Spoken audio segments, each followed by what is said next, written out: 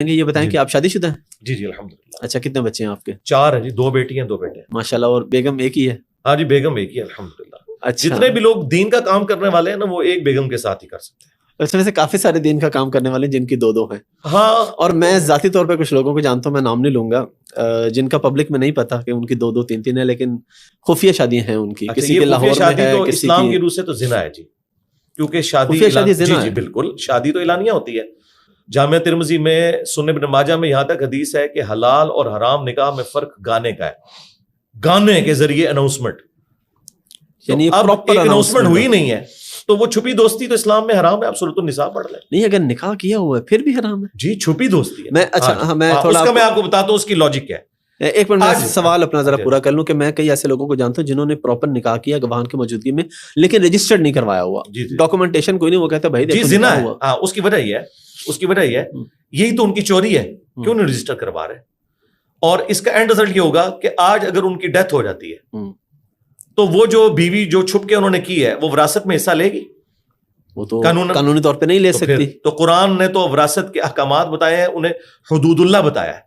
تو ایسا شخص زندگی میں بھی حرام کر رہا ہے اور مرنے کے بعد بھی وہ قبر میں اللہ کے عذاب میں ہوگا کہ اس نے ایک ایسی بیوی چھوڑی ہے اور اس کے بچے کہ جو اس کی وراثت میں سے لے نہیں سکتے قانون. اس وجہ سے میرے بھائی، یہ گواہ کیا ہے؟ یہ گواہ کیا ہے؟ ان کے مریدین ہوتے ہیں اپنے. یہ تو صرف ایک لیپا پوتی والا کام کر رہے ہیں. آپ دیکھیں اس کی قانونی حیثیت کوئی نہیں ہے نا. اسلام تو ایک خاندانی نظام میں بلیو کرتا ہے نا. اگر آپ اس کو سنت سمجھ کے اور دین کی خدمت سمجھ کے کر رہے ہیں تو اعلانیہ کریں نا میرے بھائی. ہم نے تو دیکھا ہے کہ نبی صلی اللہ علیہ وآلہ وسلم نے بھی زندگی میں ایک ہی شادی کی ہے. یہ جو آپ کو بعد کی شادیاں نظر آتی ہیں نا، وہ بالکل آپ کے آخری 8-9 سال کی ہے. پوری زندگی جو آپ نے جس عورت کے ساتھ گزاری ہے وہ ایک جس میں سے بچے ہیں، جب تک سیدہ خدیجہ تب تک اور کوئی بیگم آپ کے نکاح میں نہیں تھی. یعنی ایک شخص اب 50 کی ایج کو پہنچ چکا ہے اور اس نے کوئی دوسری شادی نہیں کی. بعد میں وہ ایک اللہ تعالیٰ نے حکمت کے تحت ایسا معاملہ کیا.